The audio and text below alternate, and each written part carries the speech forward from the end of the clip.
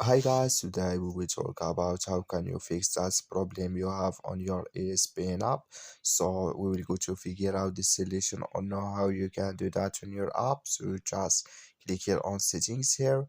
So and you come to next step. Then all you have to do now, so you just go down here and you click here on apps. So and you come to next step here or apps list. Then you just go down here to looking for your Espn app. Here you just click on your app here, then it's going to take you here to next step. Then all you have to do now, just click here on for stop. So then you click here on OK, and you go down here, you click here on storage, and you come to storage list. Then you just click here on clear cache. Then all you have to do now, so you just go to your Play Store.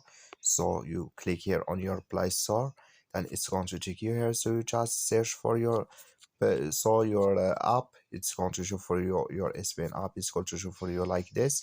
Then you will find here updates. You just click on it and it's going to fix with you. So thank you for watching. Don't forget to support us by liking, subscribe.